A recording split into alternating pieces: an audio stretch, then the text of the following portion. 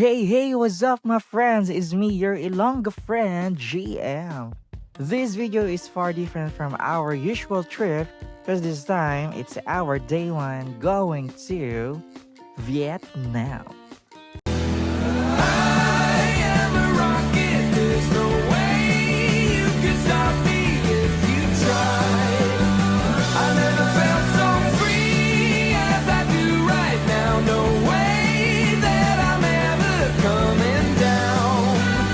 I'm on my way to leave the atmosphere. It's all coming clear.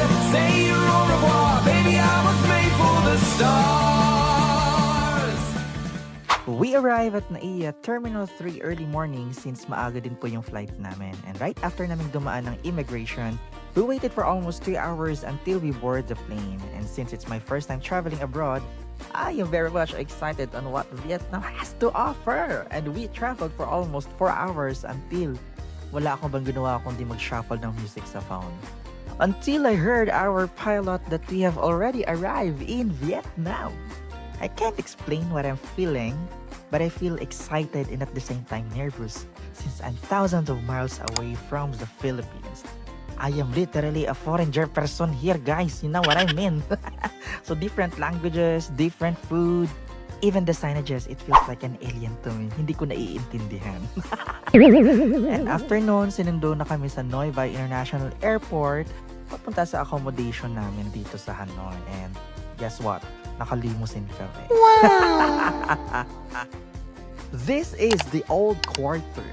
This place is very famous. Pag sinabi niyong Hanoi, hindi mawawala sa list si Old Quarter. I can say that this place has a lot to offer. Local coffee shops, restaurants, or kung sa atin pa yung mga karinderya. And of course, their famous pho or yung noodles nila, andito lahat. Name it, they'll give it to you. Well, nakaka-amaze lang kasi kahit saan ka tumingin guys, nakasabit yung flag nila. And this is Vietnam.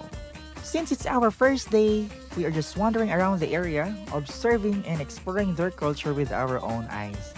Hindi namin bansa to guys, so we behave like how the locals do. And papayag ba kami na hindi matry ang famous banh mi nila dito sa Old Quarter? Ang banh mi 25? Syempre, hindi! Kaya chibugan time, one word. Ang sarap. Ay wait, 2 words pala yun. After naming magpakabusog, nagpatuloy kami sa aming misyon.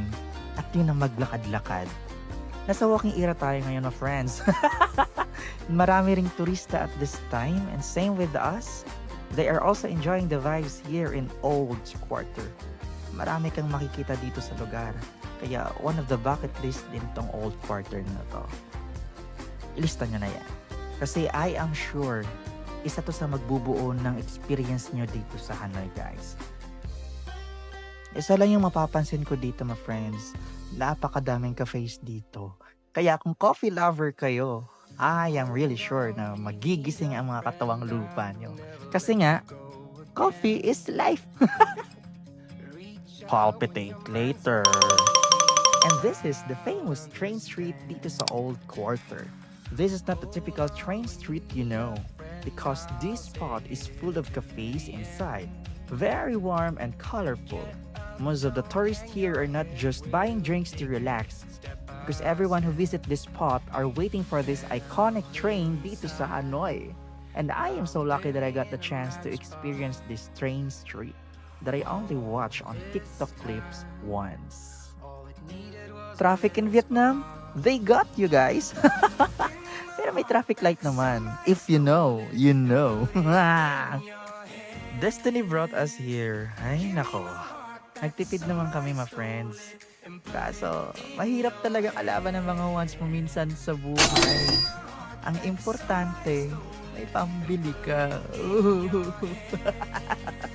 Isa lang masasabi ko, guys. Masarap ang mga kape ng Lotte Mall.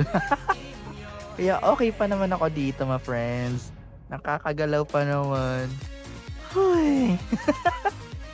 And dito nga nagtatapos yung day 1 natin dito sa Vietnam, my friends. So, samahan nyo ako sa day 2 namin at maraming ganap doon.